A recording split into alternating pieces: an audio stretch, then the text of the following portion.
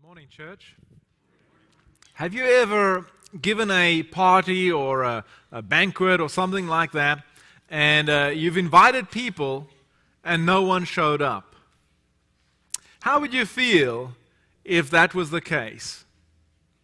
In a few weeks, Kim will have a wedding. And Kim, I imagine you'll invite some people. What would it be like if you are alone there and no one shows up?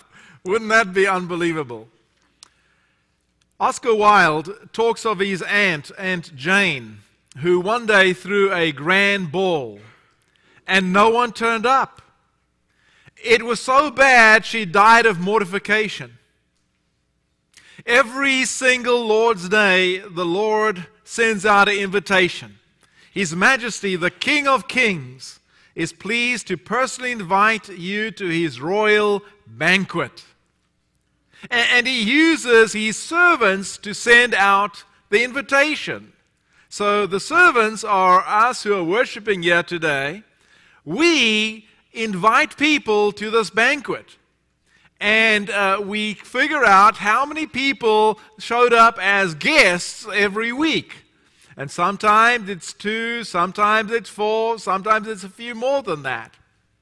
But wouldn't it be wonderful if we realized just how important this banquet was to our Lord, and how important it is that we are absolutely driven to invite? And not even something that we're thinking about, should we do or should we not do, but really, really we're going to do that. Now, from what Ben read today, as he read through that scripture, do you think that this banquet is an important thing? Do you think that Jesus, the King of Kings, would take offense if nobody showed up to this banquet? And once we are driven to invite, what do we do when our invitations are declined? What do we do after that? And so that's what this lesson is about today. We have come to the feast of the King of Kings. Each one of you here who partook of the Lord's Supper ate bread, did you not? Open to Luke chapter 14 and look at verse 1. In Luke chapter 14, verse 1, you see Jesus is invited to the house of one of the rulers of the Pharisees. This is a very, very important man. He's not just a Pharisee, he's one of the rulers of the Pharisee. He comes in there and he eats what? He's invited to eat bread at this man's house. And while he's there, there's this man with dropsy. Now, dropsy is a very painful disease that affects the circulation in your legs, and the circulation is not good, and so your legs swell up, and it's incredibly painful. So Jesus asked the question, I don't know if this man was slipped in, if he was put in there on purpose to test Jesus, but Jesus tests them before that even becomes relevant, and he asks, is it okay to heal on the Sabbath? And they don't answer him. And so he heals this man, and then he asks a question, which one of you who has an ox or something like that and falls into a ditch will not help or get that ox out on the Sabbath? You see, the answer is they all would, and they knew it. And then the story goes on, and Jesus uses logic there, which is really good. And then the story goes on to Jesus sitting back and watching how the people are sitting down at this banquet table. They can see where the ruler of the Pharisees is going to sit. And so they all want to get to that position so they can sit closest to the most important man, and that'll make them important. And Jesus sees this, and he gives some more logic. He says, you know what you should do? When you come to a place where people are looking for where they want to sit, you should take the lowest seat. And when Jesus is saying this, I get to see the heart of my Lord and Savior Jesus Christ. And I want to be like him. I want to transform to be like him. And so I'm in my mind saying, you know what, this is really good. I want to learn this because I want to be that kind of a person. What you should do, he says, is take the lowest seat. And so then when the ruler or the host here sees where you're sitting, he's going to say, no, Steve, I don't want you down there. Come here, and you're going to be honored. But if you've taken the most important seat, he's going to say, get up, move down, and you're going to be so embarrassed. You see, by that time, all the other good seats would have been taken, and you're going to have to sit at a really bad seat, and that's going to be very humiliating. Well, they're listening to this, and there's a young man probably close to Jesus, and he's hearing all these things. And that's where I invite you to open to verse 15. And let's look very slowly at what we are seeing here. When one of those who reclined at the table heard these things, he said to him, "Blessed is everyone who will eat" what? Bread in the kingdom of God. If you want to help yourself and slow down your brain from aging and slow down hopefully from dementia from coming in, one of the good things you can do is mix socially with people, and that's what's happening here. But another good thing is learn a second language. For those of you who have a second language already, learn a third language, but not when you're young, when you start to get older, right? So here is the first Greek word I learned, artos. Artos. It means bread. Some of your versions don't have bread, and that's unfortunate. There's different words for different foods, in Greek. And this is bread. And it's the same word that's used right there in verse 1. And so Jesus is picking it up. It's all about bread, and it's going to become more about that as Jesus is going to eventually talk about his body being the bread. And so you come, and this man, he's saying this incredibly nice statement. Ben, when you read it, you probably thought, that's pretty nice of this guy to say that. Listen to it again. Blessed is everyone who will eat bread in the kingdom of God. I like that. But it seems like Jesus doesn't like what he's saying. Because the very next words out of Jesus' mouth, verse 16, is, but.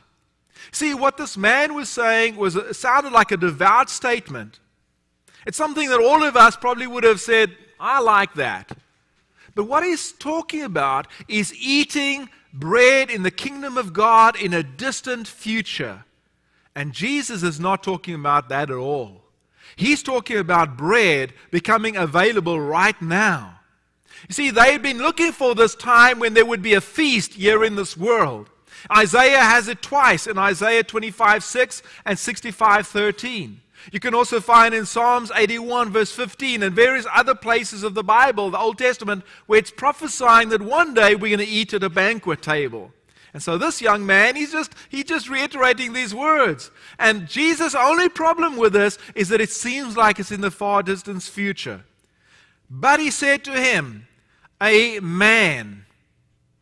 Tis anthropos normally is translated as a certain man, and I like that a lot more than the ESV over here, where it just says a man. A certain man, and also it's anthropos. It's not gunei or neir, it's not a male or female, it's mankind. And here's your second Greek word, anthropology.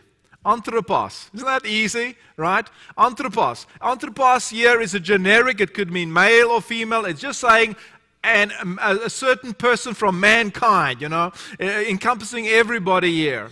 And a certain man, the way Luke normally begins a parable, says this, but a certain man once gave a great banquet. It wasn't a small thing, it was a really, really big thing.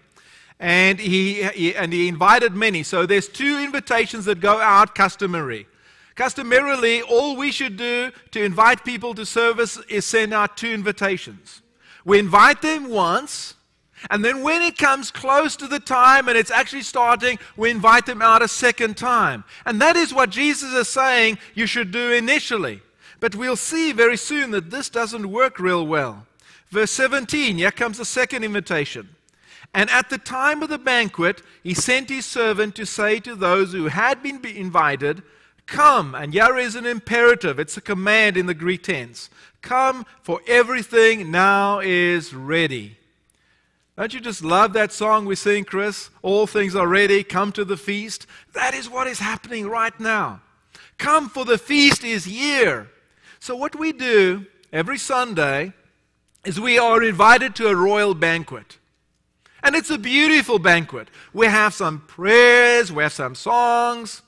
We give, We have an after-dinner speech. None of that is important, folks. You know what's important about what we do when we come together? It's the banquet. It's the bread of Jesus. It's the blood of Jesus, the body and the blood of Jesus. The fruit of the vine and the bread, the unleavened bread you just had. That is what is important. That is why we come together. And we know that Jesus sees us as exceptionally important. I want you to imagine for a second what this is in reality. We're part of a spiritual kingdom, and we're in the kingdom right now, and today you and I ate of this bread. It is my belief that we ate it in this part of the kingdom, the world part of the kingdom, but I believe that those who have gone on ahead, I believe that Jesus and the Father ate it with us in the spiritual part of the kingdom, along with everybody else that He's assigned who can in the heavenly bodies eat it with us. I think this was a massive thing, and I think if we could understand what really was happening today, I don't know how we would react. Imagine, if you would, that it's not spread through the heavenly kingdom and the earthly kingdom. Imagine it's all just here in this earth. And imagine it's here in Cold Spring, Kentucky only. And imagine that each one of you gets given 10 invitations. Only 10. And each one of you are allowed to invite someone to be here today. Who would you invite? And what would you do? The King of Kings, the creator of the universe, is going to be in this auditorium right here. And if you're not here, and you don't eat of that bread, He will never ever, and this is the way Benjamin concluded the scripture reading, you will never ever even eat one crumb from His table. You will be nothing of His. He will have nothing to do with you. You'll spend all eternity forever and ever and ever and ever and ever in a place you and I don't even want to start to think about.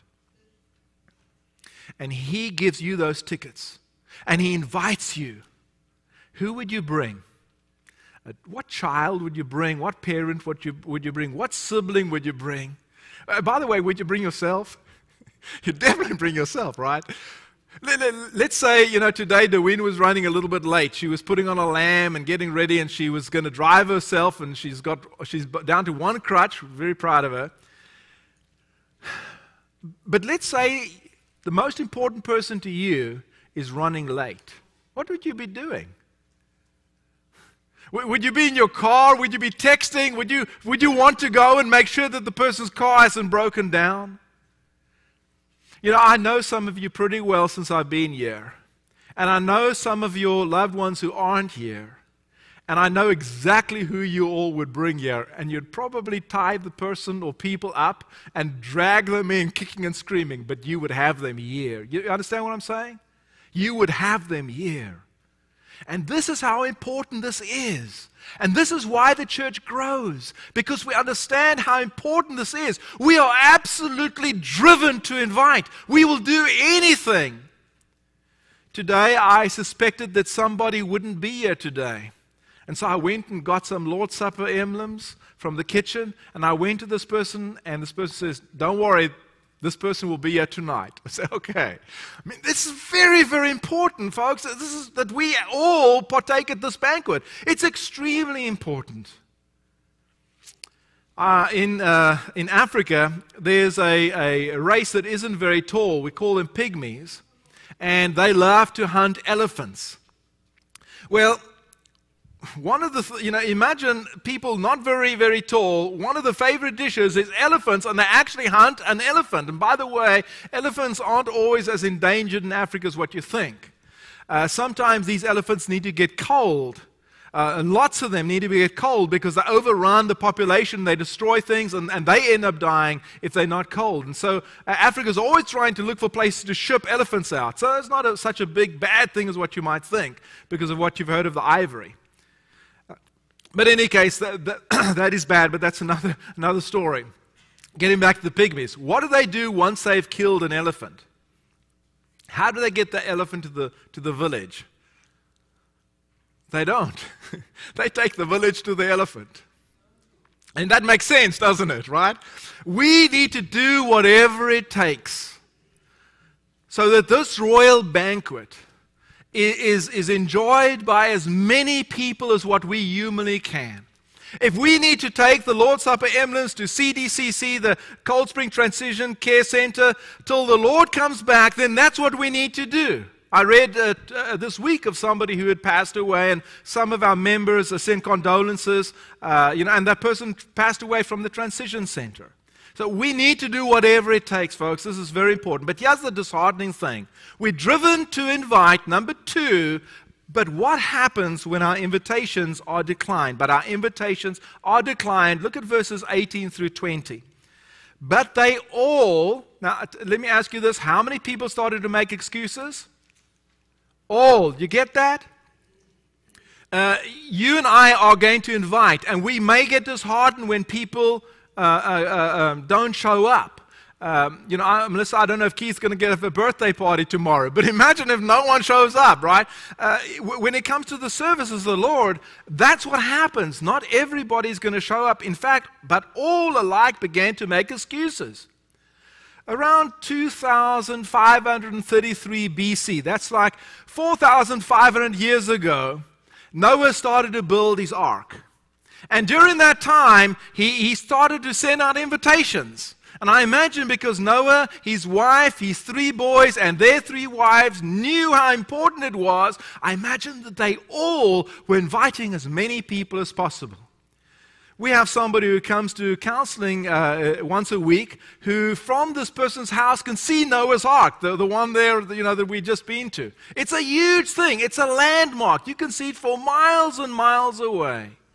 So I imagine many people looked at this ark every single day for many, many years. And they turned that invitation down. As I was attending the ribbon cutting of the ark this week, I wondered whether I would have been one of those who accepted the invitation. And then I realized I had. And I told Jeff and Renee many times, this is a once-in-a-lifetime opportunity. Do you realize this, what we have here, is basically a once-in-a-lifetime opportunity to eat with the King of Kings. You come into the kingdom one time. And from that time on, because you come into the kingdom, you have access to something that only family members have access to. You have access to the royal banquet of the King of Kings. Listen to these excuses. The first 2, they make their apologies. The third guy says, well, I'm going on a honeymoon. No one can expect me to attend. So he doesn't even say, send my apologies. He just gives his excuse.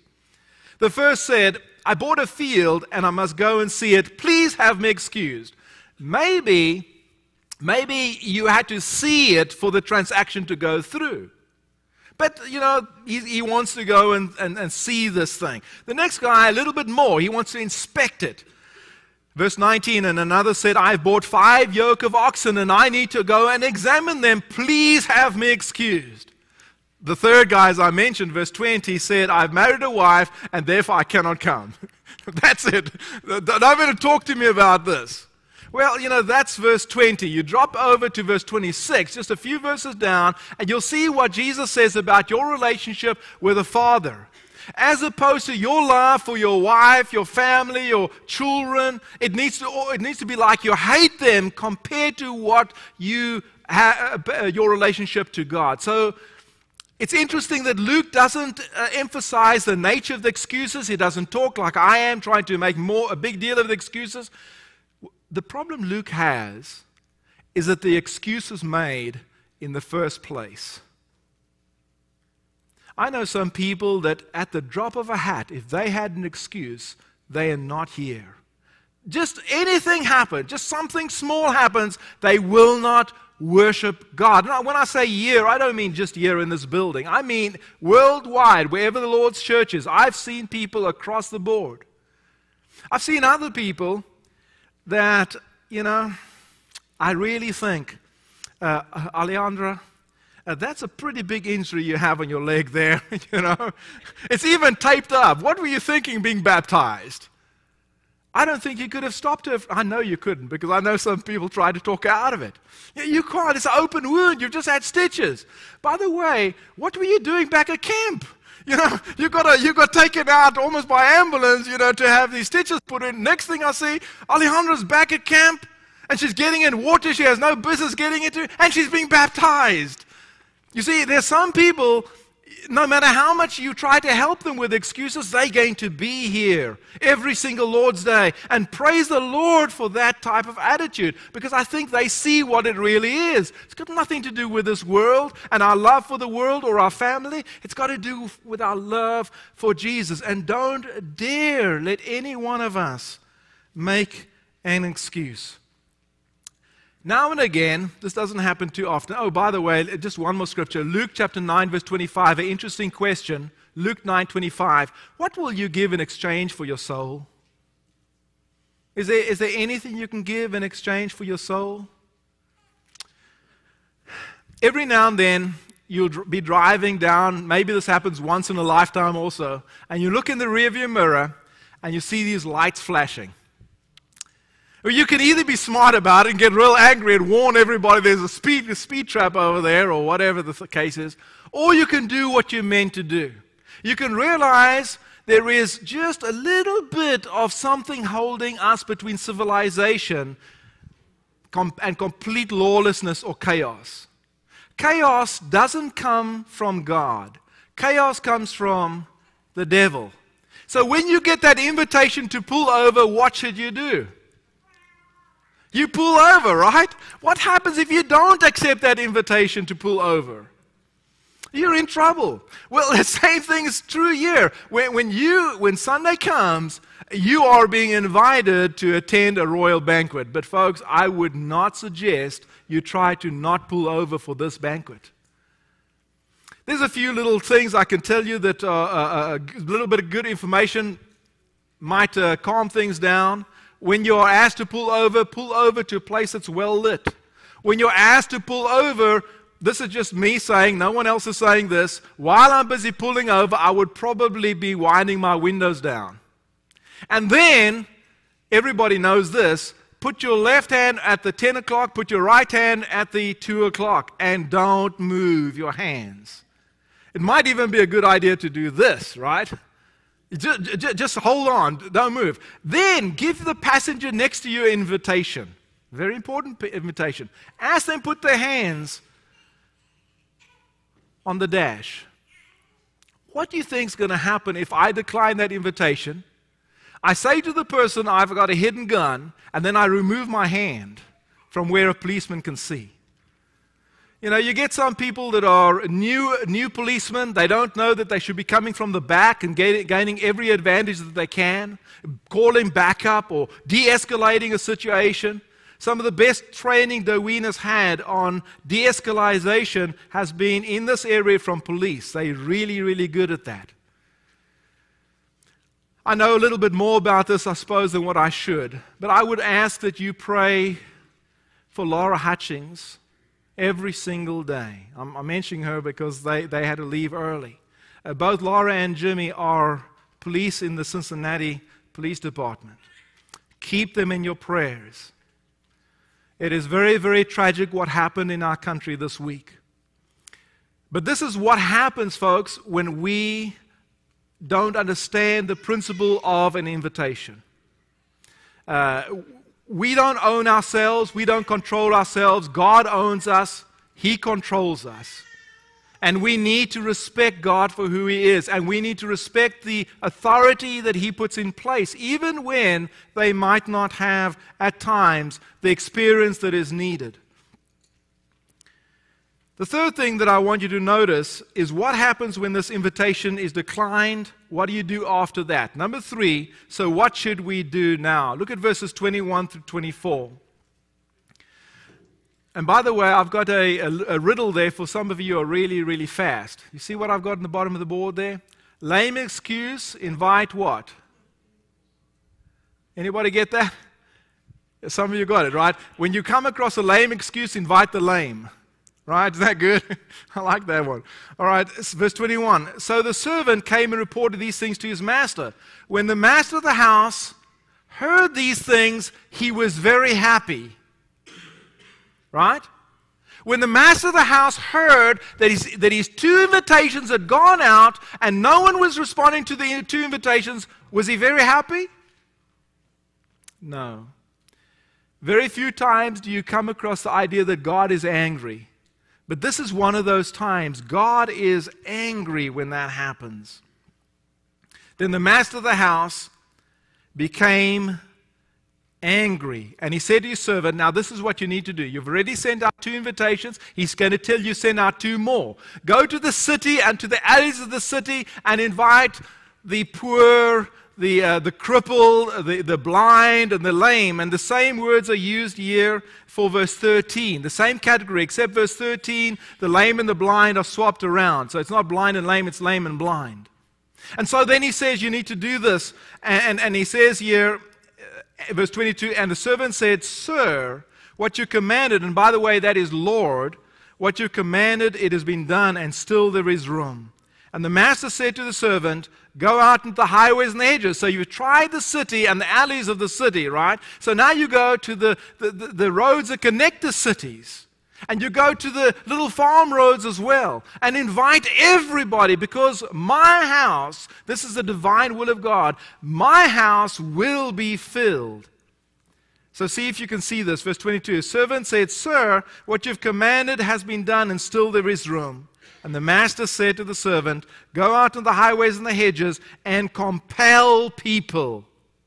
Does that sound like drag them in kicking and screaming? Compel people? This is not talking about a specific evangelistic method. That is just saying, guys, we are God's servants. He's asking us to do the inviting. Go out and invite. Compel people to come in that, whose house? Whose house is this, brethren? That my house, look at verse 23, that my house may be filled. For I tell you, here's the emphasis, none of those who were invited shall taste the banquet. How important is this to you? Do you see this clearly? We have a royal banquet every single Sunday. It is so very important that we are here. But that's just the beginning of it. We are His servants. He expects us every Sunday to invite other people. So go out, tell them that there's going to be an activity next Sunday here. Then when next Sunday is almost here, let's say comes to be Saturday night, go out and say, all things are ready, come to the feast. Get on the phone, call people, and then they'll start making excuses. Then when you finish that, there's 2 more things you need to do. Go out to everybody here. Look for the destitute in our area, the people that the rejected of society, the ones that nobody else are interested in. Invite them. Who is that in your life? Who will come if you invite them, because no one invites them anywhere? And then when that doesn't happen, go even further afield and invite people to be part of this. I think it is incredibly important that we do this. I know it is. And I think about people that I love that aren't in any service this morning. And I'm thinking, you know what? I need to call. I need to email. I need to text. I need to find out I need to send a message to them. I'll call them in the week, send a text message Saturday night, inviting them. Then I need to wait Sunday afternoon, Sunday morning, call them. Are you getting up? Are you going to go? Were you there? How was it?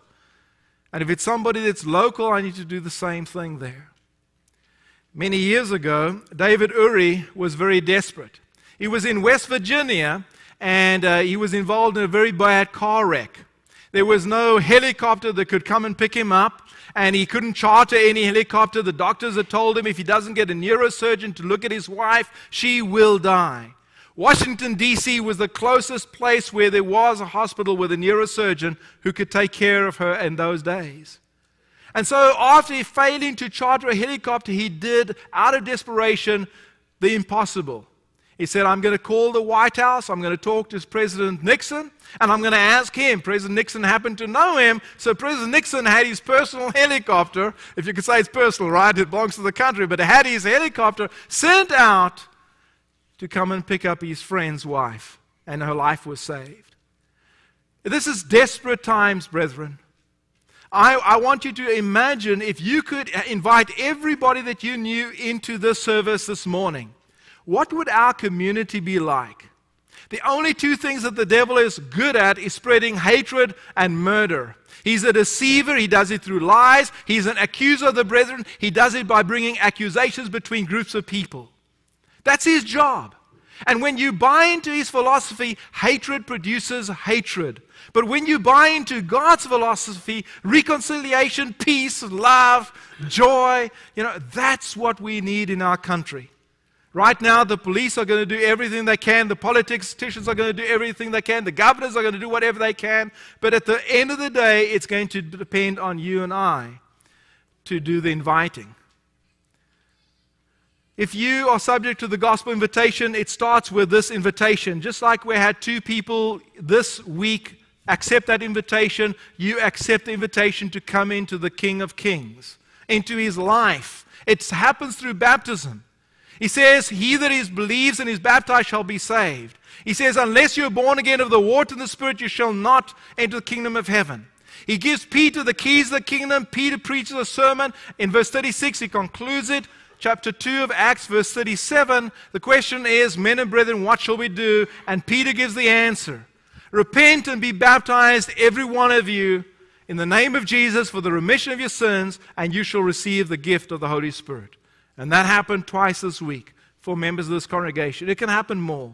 If you're sitting here today, and like those who were baptized this week, you realize that you are not where you need to be spiritually. In other words, you are not eating at the table. The Lord's Supper comes and it just goes by you, and you don't take it, and you know that you should. Please consider accepting that invitation by coming forward right now as together we stand and sing. Good evening. All right, get everything turned on here. All right, I think we are good to go. If you'll go ahead and bring up the presentation. I want to first just say that I appreciate the opportunity I have tonight to talk about our trip to Panama. I appreciate the elders for giving me that opportunity, and just really been looking forward to this as we've come back from it. So much to talk about, so much to show. So 2016 Panama. What this involved this year was, is this too low or too high? Is it all right?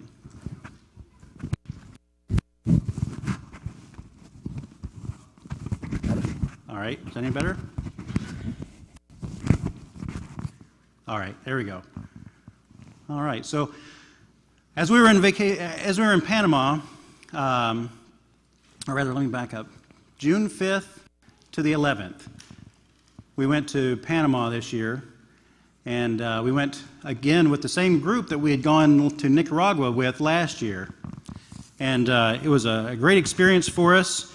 A lot of the people that were there with us we knew. A lot of them hadn't been before, and so it was about half and half, so we were able to meet a lot of people. Had about 40 of us go. And so anyway, we'll get into this tonight. First, context. I want to talk about context. And whenever we're doing a Bible study, whenever we're doing anything like that, we always look at context first, right? So the context is, where is Panama? Now, I'm not talking about Panama City, Florida. My aunt and uncle and cousins live in Panama City, Florida, and they've tried to get me to go there for years, and we just haven't made it down there yet. But we did not go there, but we actually went to the country of Panama, and we went to Panama City, Panama, originally, and then from there flew to Bocas del Toro. So most of our trip was in Bocas del Toro. So first here I have for you the Americas. And so we have North America and South America. These are the two continents here. And towards the southernmost part of North America is a region called Central America that's made up of 7 countries to the south of Mexico and north of Colombia. So south of Mexico there, down to and including the red, which is Panama. I don't know if you can see that okay. That is considered Central America. So the thing about Panama interesting is that it's an isthmus, which is a very cruel word because you can't hardly get it out without spitting. But it's an isthmus, which is a narrow strip of land like a land bridge, and it's at the southernmost part of Central America here. Let's see. This picture here is called the Bridge of the Americas because it's a non-swinging bridge that connects the two American land masses. So our hotel in Panama City when we first flew in was right here. This was right outside of the hotel, which is real close to the Panama Canal. So that was really interesting to see that right away. Okay, so here's what we did. We went there for the purpose of teaching vacation Bible schools for kids on many small islands of the province of Bocas del Toro, which is in northeast Panama. We had 40 campaigners from 5 different congregations conducting 11 vacation Bible school sessions on 11 different islands. And then at nighttime, we would all come back from the different islands that we visited, come back to the main island of Bocas del Toro for a gospel meeting there that included children's classes. So you see here some of the small islands. I mean, there's tons and tons of islands, small islands, but of the ones that we visited are these 11 here. And the way we did it was there were 40 of us in our group. We split into 2 groups of 20, and each of those 2 groups of 20 would go to an island or 2 per day. And so of the 20 that was in our group, we would actually go in 2 different boats because we'd have about 10 people on each boat going to the different islands. So it was quite interesting. You can see there are total children's VBS attendance for the combined. This isn't one night or one day or anything, but combined is 713 kids. And I didn't count all those, but I can say that number, it's like herding cats. So counting a herd of cats, I'm going to say that's a pretty general number, but I would say that's probably pretty close.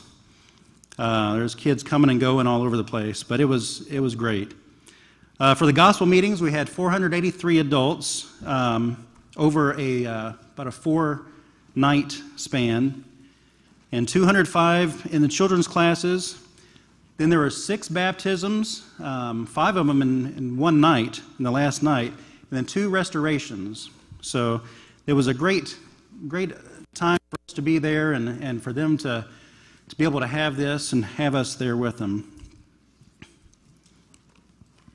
Okay, so the way I've kind of presented this tonight, or I'm going to present this, is as lessons learned on the mission field in Panama. Things that we've learned, things that we saw, and things that I want to share with you. And the first thing that we learned is that the Lord's church is alive and well in Panama. I want to mention here that the members encouraged us as much as we encouraged them. When we think of doing mission work and going to a foreign land and we're going to help people one way or another, it's easy to maybe be in the mind frame of all these poor people that we're going to help out, and it's not like that. We go there and we are an encouragement to them, but just as much we were so encouraged by different things. One of them is the singing. The singing was wonderful, especially when we both sang at the same time. So here's what I mean by that. Actually, I'll go through some of the slides here as I'm talking. We would sing, say, "Humble yourselves in the sight of the Lord," or "The Greatest Commands." And granted, there were 40 of us there from the States, and we were very fortunate because most of those people that were there were really good singers and really enjoyed singing and singing out. So we would sing at the hotel at night, we would sing at breakfast, and it was really great for us. But so we would be in the church, or usually in a gymnasium at night at the gospel meeting, because the church building didn't hold everybody. We'd be in this gymnasium and we would all sing the Greatest Commands in English. And then we would stop, and then everybody else in there would sing the Greatest Commands in Spanish. And it was just really neat. And then we'd sing Trust and Obey. And it was neat because when it's the turn of the Spanish people to be speaking and singing and everything, leading the singing, we would still go ahead and sing, although we were singing the English words, but it was just beautiful. It was absolutely beautiful. So that was just such an encouragement that we both sang so many of the same songs. So the picture you're looking at here is the first congregation that we went to, Iglesia de Cristo, Church of Christ. And so this one is on the mainland of Bocas del Toro. And the guy in yellow, I'll tell you about him a little later, but Abel Taylor is his name, and he is our buddy. He actually went with us. He was a translator for us last year when we went to Nicaragua. So our family has a rapport with him. We've known him. He's a part-time preacher, and he loves, loves, loves his cell phone and social media. It is so funny because he's on Facebook posting things all the time, but it's really great because that's how we can see what's going on over there, and it's just really encouraging. This is the inside of that same building. And here we had one of this was the youth minister of the congregation in Chattanooga, East Tennessee, or rather East Ridge Church of Christ in Chattanooga. He was prepared for a sermon to speak at this on this trip. Now this was Sunday night, and he was prepared for Sunday morning or Sunday nights. But they asked if somebody could speak on Sunday night. Did I say that right? He was prepared for Monday night, but they asked if somebody could speak on Sunday night. We're like, okay. And he says, well, I'm prepared. I have a sermon I've already prepared and I'm ready for. So he said, okay, you do that. And then Abel, who's in the yellow there, says, and he's on his phone, notice that. He said, okay, Chris, are you going to speak? I didn't know I was supposed to speak a sermon, but okay. So then I prepared something and spoke the next night. Okay, here's one of their songbooks, just a little thin songbook, but all right, here's one of the baptisms. Well, actually, I say one, but it was one right after another. They had 5 of them in a row here. Actually, I believe they had 3 that they had planned, and then a couple of others who had been thinking about it and they'd been studying with, and they were there, and they decided to go ahead and put on Christ in baptism as well, so that was great. Here are the 5 post-dunking. They're all dripping wet, you can see there. All right, here's another congregation we visited. This is in Cusapin. So this is a church building you're looking at. So church buildings come in many sizes, many colors, many textures. But here's the second one we visited. And this is a different one. That case that he's carrying here is part of the Vacation Bible School supplies. So what we would do is we would carry that and another one just like it and 2 other huge like army bags full of puppets and stage and candy and toys and everything on the boats with us every day and bring it back every day to every single island we went to. And mind you, I'm only going to mention this once because otherwise I'll sound bitter, but I'm not. But it was about 140 degrees there, it seemed like. Now, I know it wasn't, and about 180% humidity, which I know that can't be right, but if you were there, you would probably agree with me. It's the hottest I've ever been in my life, and the most humid I've ever been in my life. Again, I'm not going to go on about it in front of you, but it was hot. It was something else. All right. Here's another congregation in Shark Hole, and that's the name of the little village there is Shark Hole. They have Shark Hole that we were at. They have Tiger Island, Dolphin Bay, all these different kind of animal things, and they say it's because at one point there were sharks around here and there were tigers on this one island and different things, so kind of interesting. Then we have some situations where we went to an island that there's not a congregation there, but they're working on the people there and they're encouraging them and they're trying to get them to come to congregations at other islands and come to services, and they're coming. And so they're getting ready, on this particular island, they're getting ready to have a full-time preacher supported here. And then they'll come and they'll build a church building for them. But in the meantime, what we have here, this is the pavilion. And if you see that sign in the corner, that's a Rotary sign, the International Rotary symbol there. And it says Rotary Club of Bouquet, which is the island, work for the community. So it's kind of interesting that a good civic group built that, but then we're able to take advantage of that by having our Vacation Bible School there, and eventually going to be building a church there. So that's exciting. Again, church buildings come in every flavor. Here's another one.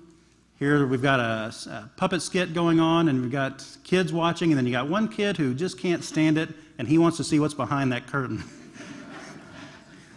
And so we had to shoo him along. All right, and this is one of them. This is on Solarte, island of Solarte. The Church of Christ says here, I can't see it. Yeah, Matthew 16:18, Romans 16:16. So this was one of the congregations that had a more stable congregation. Okay, so now it's interactive time. What is this? What would you all think this is? Transportation, okay. A little more specific. I'll tell you, that's what took us out every day, but what this is a joy bus. This is their joy bus, because there are no roads. There are no roads anywhere. The biggest thing, the closest thing to a road they have on these islands is a sidewalk that has been poured many, many, many years ago on some of the islands that's about this wide, and it goes through the whole island. And that's the extent of transportation on the island. And then this is where they go from island to island to get supplies, to do whatever, to go to church services, to do whatever. And so this is what we traveled on, but you'll see later, this is also the joy bus, the equivalent of their joy bus. Now, so here it is. I had the opportunity, the guy in the red there, he's a member of the church. He grabbed me when we got to the one congregation and said, "Chris, come on." And I didn't really know him that well, but okay. So he takes me and we're getting on the boat, which we just got there on, but just me and him. I'm like, "Okay, where are we going?" And he said, "We're going to go get kids." I'm like, "Okay, I'm cool for that." So we take off, and I don't know if some of you may have seen on Facebook, I was able to post it. I wasn't able to get it on here, but a video of a boat going through, looks like going through the jungle. It looks like something you see at Walt Disney World, of a boat traveling through the jungle.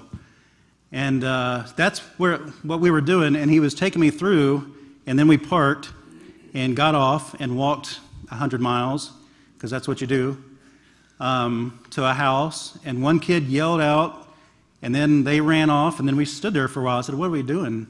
And then one of the older gentlemen came out of the house, and they spoke Spanish for a while, and he introduced me, and we just kind of piddled around. I said, "Okay, so what are we doing here?" He said, we're getting people. Like, okay, this is how we get people. All right. Well, then 7 of them ran up, and then we waited on them. They changed clothes into their good clothes here, and we just, like the Pied Piper, we just took off back our 100 miles back to the boat, and they ran in front of us, and they all jumped on the boat. They know the routine. It was just really, really great. And this was very, very difficult getting them to smile at first. But I was really proud of that picture. That was the closest thing to smiles I got out of them, but that was a lot of fun. Some people on the most remote islands are very skittish. It might have been the first time they've seen people from the United States. For some of them, they didn't know. There's one picture on here I'll show you earlier or later, but I put my hand out to give a little kid a 5, and he just stared at me like I was trying to take something from him or something. So I grabbed his hand and gave him a 5, and then he kind of smiled. And so some people, we had the whole range of people who just didn't have a lot of exposure to anybody besides people on that island. So that was really interesting. Something else I just want to mention when I say the lessons learned on the mission field was that I want to mention that members of the church volunteered as our translators, as our teachers, and as our boat captains. Preachers from all over would come every day and help out in different capacities. Same in Nicaragua. When we were in Nicaragua last year, 2 people from Panama came to Nicaragua to translate. And for them, I believe that was a 4-day bus ride. But it was worth it to them. And to us, thinking a 4-day bus ride, that is incredible, and each way. But they just help out. That's the culture. People just help out. And so that's something that I would say was a lesson that I learned on this trip. So this guy here in the middle, the guy on the right is myself. The guy on the left is Shannon Sewell. He's my old roommate from college who got me involved with the congregation who does this. But the guy in the middle, he's a police officer, and he helped us out. But in addition to being a police officer, he's one of the part-time preachers. So it's just really great. It was great having him. And since then, he texts me all the time. Or he did when we first got back. He has a little bit now. But he texts me, and just, it's really great. We're building these relationships that can carry on. This lady here, this lady is amazing. Her name is Myra. She is from David, which is 4 hours away from where we were. She's a preacher's wife, and she is a teacher. She's an elementary teacher, and she's very good. So she came and she helped us corralling the kids and teaching them songs and doing things with them.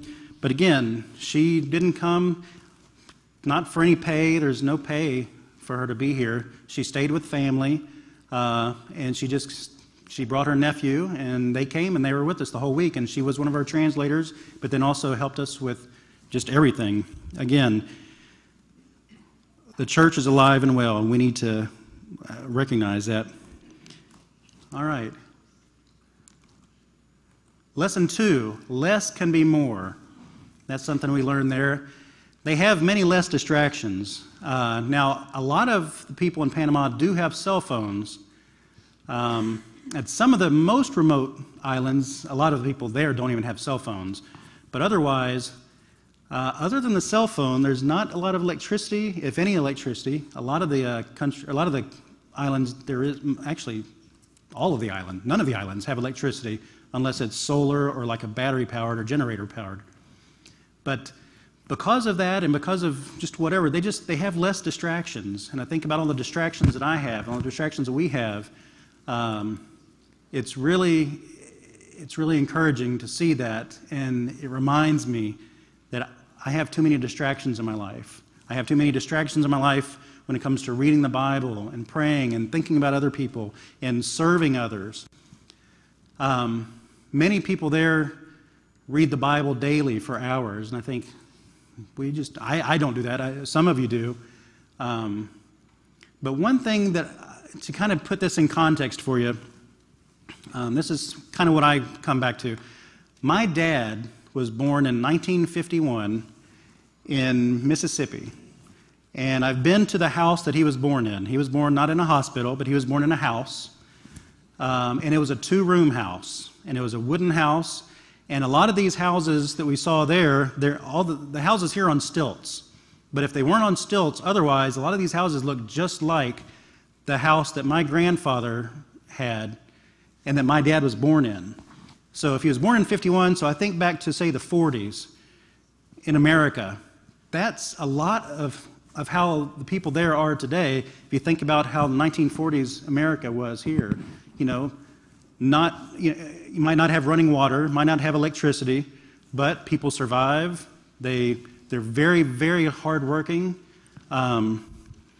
It's different than what we're used to, but we can learn from it. I think back to Grandma and Grandpa. You think of that image of them on the front porch just reading the Bible.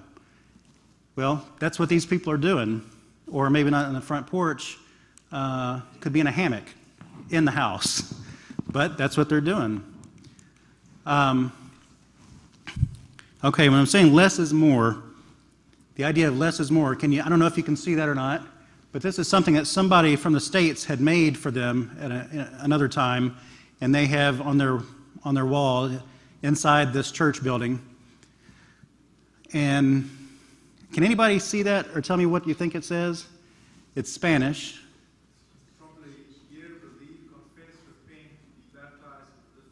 Right. Yep. The last one, siga Jesus. What is siga? Follow Jesus. Okay. So here we have the plan of salvation up.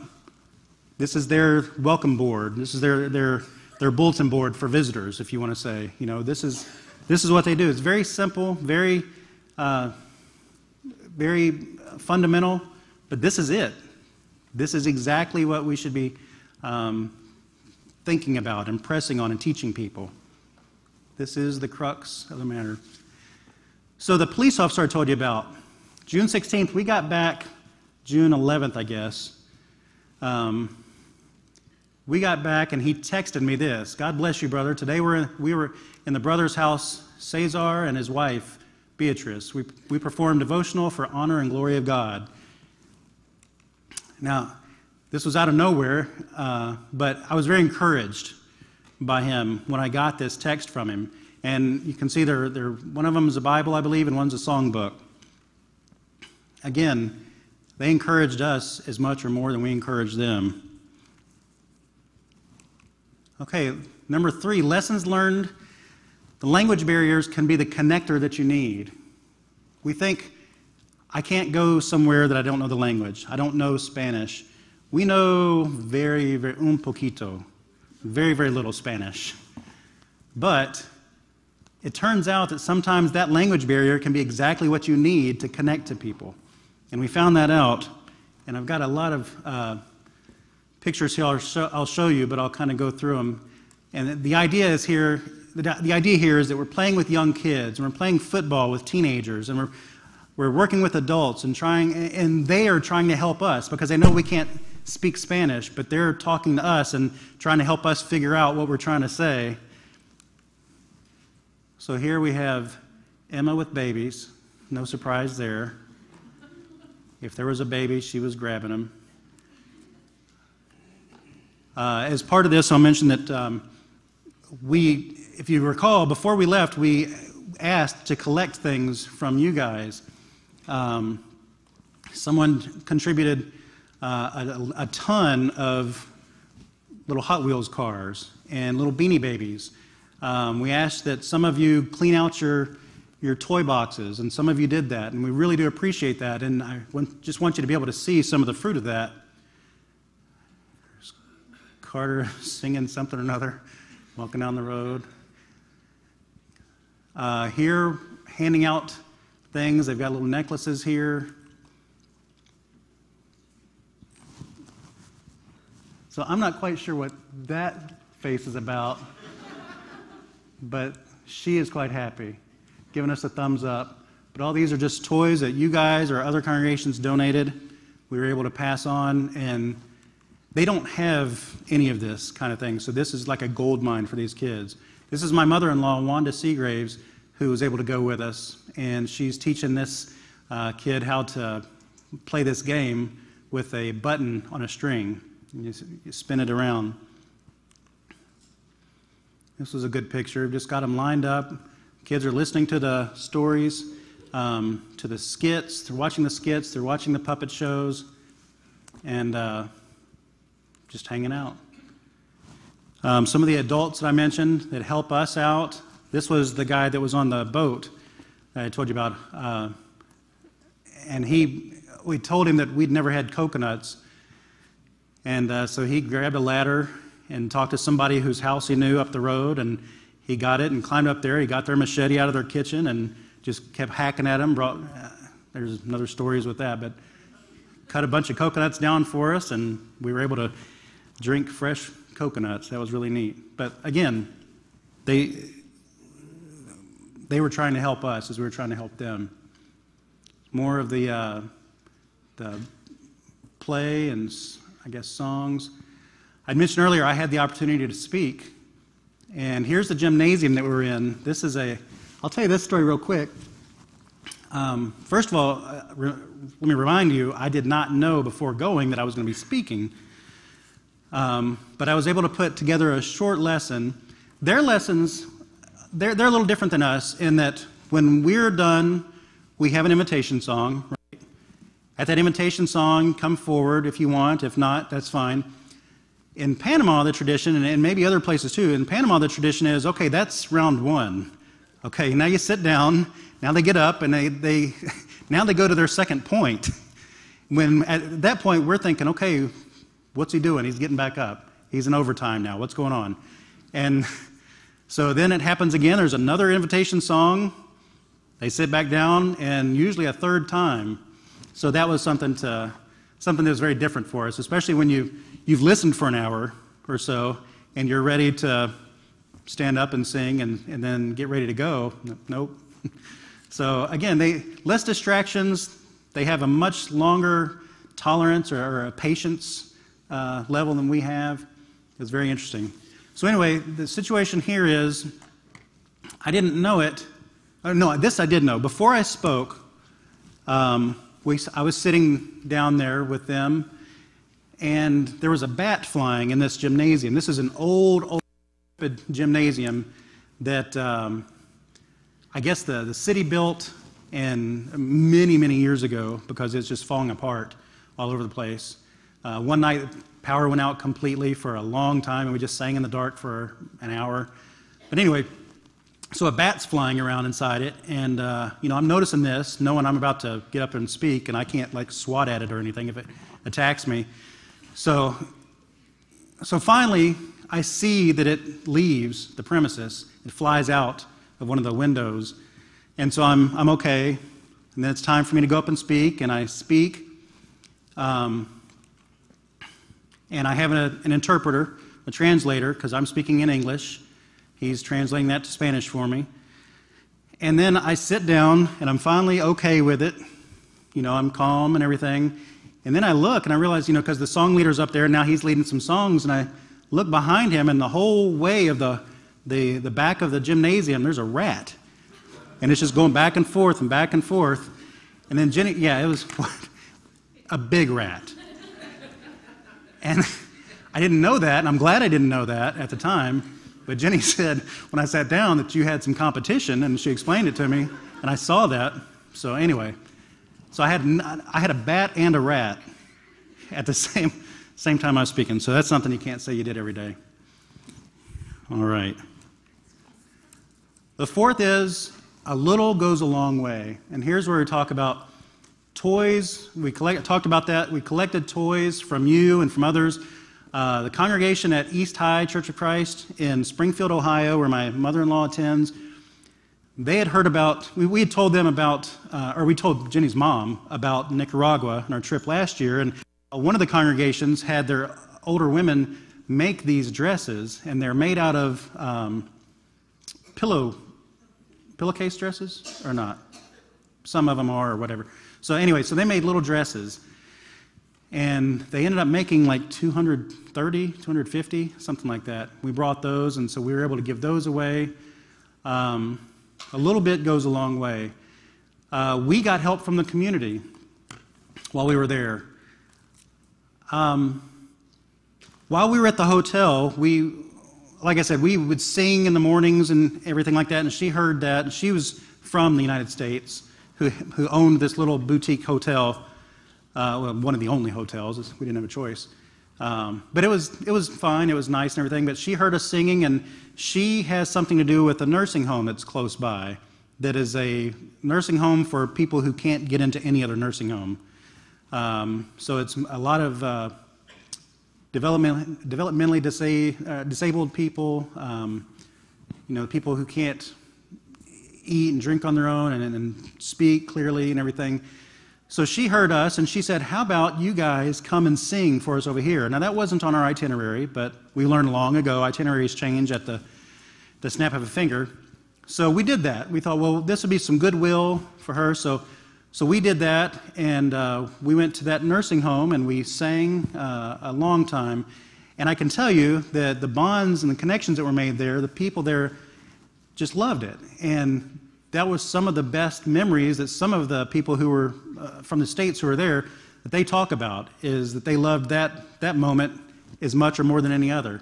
So in turn, she fed us one night a free meal for all of us that was just incredible. It was really, really great. Another example of that, where we had help from the community, was that Abel, my friend Abel, he works for the government, just in an office job, but he works for the government. And he had told some of the people that he works for, that we were coming from the States for the church to do church work. And that was very impressive to the gentleman at the government building there. And so he said, "Do you need anything?" And he said, "Well, maybe a car." And he insisted that they supply us with, I don't know what it was, a Navigator or a Escalade, all black tinted windows. It was a government car, brand new, but they insisted that we use that. So they sent that over and took some of our older people back to the hotel and that. And again, I just mentioned that as a little bit goes a long way, and it really did. And just that example, we had made an impression on them, and they made an impression on us as well. One other thing to mention here is that we found that $1,000, which seems like a lot of money, and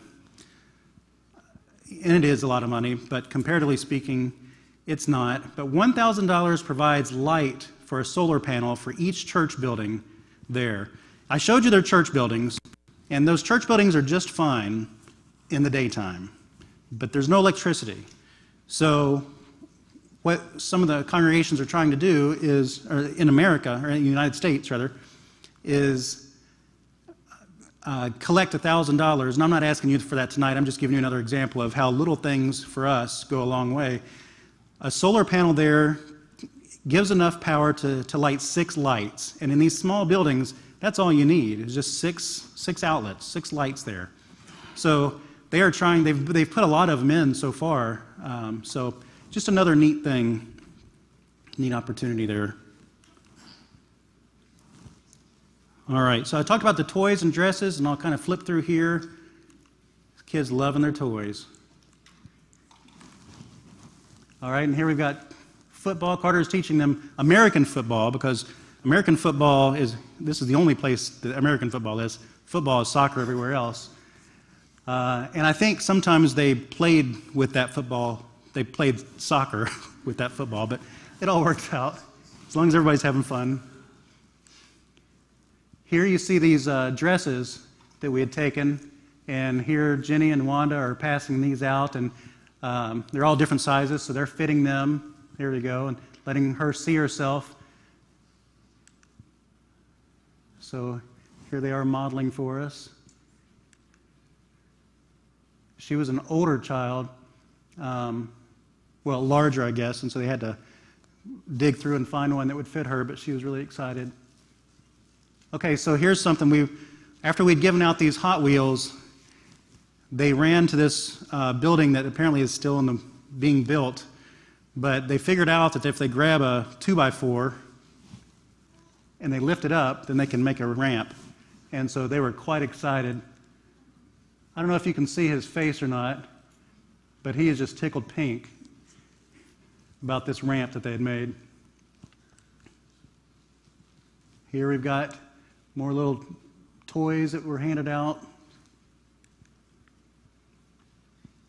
Here some of the ladies are making gift baskets, gift bags to hand out afterwards. While this is going on, the Vacation Bible School is going on in the main building.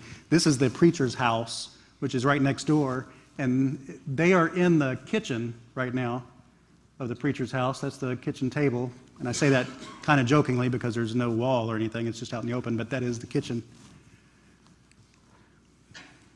So more passing out of things.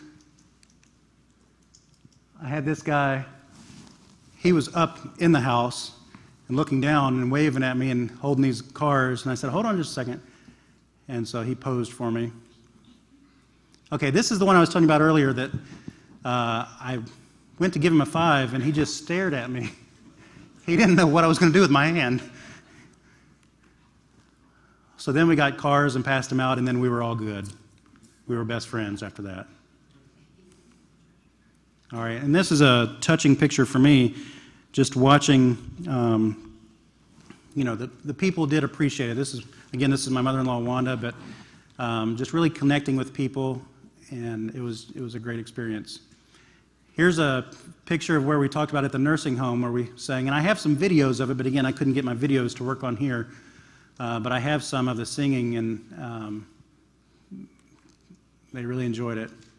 Here we're sharing a moment with, this is Abel's mother, who makes by hand bags and different things like that. It's all natural, and she's showing this technique to my mother-in-law, who's very crafty, so it's really a neat moment for them to share intercultural crafting. All right, and the last thing here is that we have work to do. And Jenny and I had read this. I didn't come up with this, but we read this. It says, children who learn to sit still in church will sit still when they're adults. But children who learn to serve will continue to do so into adulthood. So the point here is we need to act. We need to serve. We have work to do. It doesn't mean, I'm not saying mission work in Panama. I'm speaking generally speaking. There's so much that we have to do, so much we can do here. And then another quote, to create lifelong Christians, we know the impact they can have, or who know the impact they have. We must use missions education as an exercise in servanthood, not as something that happens somewhere else by someone else. So here's an opportunity. We have the youth group who's going to be going on a mission trip to Rockport, Indiana. And just what a great way kids can get out of their neighborhood into another world and do something, some service for others. Involving children at every age makes the transition to leadership a natural one. So at every age, we've got to have kids just used to being servants. And then again, it just becomes natural. So what can we do? What can us at Summit do? Well, here's a couple of things I snapped today out of today's bulletin. Well, we got Vacation Bible School coming up. Is there anything that you can do for that? Yes, there is, absolutely. You can bring children, you can participate. And then just looking at all the other events that we have coming up. We've got the CTCC just down the road. We've got Vacation Bible School. We've got this teen domestic trip. We've got a men's retreat before too long. We've got the Friends and Family Day. There's a whole lot going on and a whole lot coming up that we can be part of, we can have our children involved in, and provide service for them. Okay, so that's my planned. I've got a couple of minutes left. I'm not going to go over, but I have a couple of extra photos I wanted to show you. Abel is in the middle here. Now he's changed shirts. That's Abel and his father and his mother. And I was really excited to meet his parents. And I'm always excited to meet people's families of friends of mine. So we went to Shark Hole, and that's where his parents live, and got to meet him. I told him, I insisted I wanted to meet him. And so he brought them to me. He got my attention, said, here they are. Oh, I'm so excited. So I got to meet him, and then they took me to their house, which was next door to the church, well, a little bit down from the church building. So they bring me up to their house. And here's his mom, and you can't really see it because it's kind of dark here, but look at that expression. She does not look very happy. And I was asking Abel, is she okay? Is everything? And, oh yeah, she's great. Well, for whatever reason, a lot of people do not like smiling in pictures. You know, we're used to saying cheese, and we smile, we see a picture and we smile, but some people, they're not used to taking pictures, and they just look very solemn. If you think about even the United States, many, many years ago, you look at all the old pictures, and families are just very, very solemn. Well, that's just how she is. So I was really tickled because I got her to smile and then snapped a picture. So that was really exciting for me.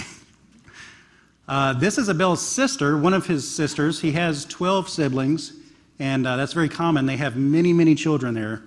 And if you see here, so that's his sister, and that's her baby that she had just had that morning, right there. Again, something we're not used to. We're used to just running to the hospital, and you got all this planning, and you got doctors, and you got everything. Well, Abel's mother is the doctor of the neighborhood, or one of the helpers, at least. And just that morning, she had the baby right there on that mattress on the floor. So that was, when we said that, we kept thinking, okay, we're missing something in translation here. No, when did the baby arrive? No, this morning. Okay. And there she is. So we were doing a little visiting while we were there, you could say. This is just a picture of the hotel after we had left. I think the yellow building is our hotel? I forget now. Yeah, the second one over. That's Jackson down here. But a question for you. Do you know what this is? A what? Swinging bridge? No, it does look like that. This is a restroom. This is the potty. So you go out, you walk down here, you go to the restroom. There's literally a hole cut out in the wood. And I'll just say, if you're going to go snorkeling, this isn't where you want to do it. We learned early on we'd wanted to go snorkeling, and then we found this out. We're like, we'll hold off. We're fine with that. So that's a restroom when you're on an island. Trees are just beautiful. These are mangrove trees and another house. Their houses are on stilts, not because they're afraid of flooding, but because of rodents, and they don't want that in the house, and airflow and everything else. That really helps out being up on stilts like that. One night we had a massive rain, and this is the street here, and you can see that the guy who was riding his bike right in the middle of the street, or was trying, but here's two old men complaining about what hurts. So that's me and Shannon. We were pretty tired. And this is getting towards the end, our touchdown. And finally, you can't have a PowerPoint of Latin America without a chicken in it, because chickens are everywhere. And I mean everybody has a chicken or two, and they're underneath their houses. That's where they make room for either their pigs or their chickens or whatever, so chickens are everywhere. Also, I was going to offer this for Vacation Bible School for Booster if you want this picture. We got that. Okay. And then our very last slide, I was told before I left, you have to have an obligatory sunset image for the end of a slideshow presentation. Brother Brian Jones told me that. He said, make sure you get a picture of a sunset. Like, okay, well, here we go. This is the last one. Anyway, all joking aside, this was an amazing opportunity for me and my family. And the congregation here, just letting you know, the congregation, the elders agreed to help us by contributing some money towards it for our family to go.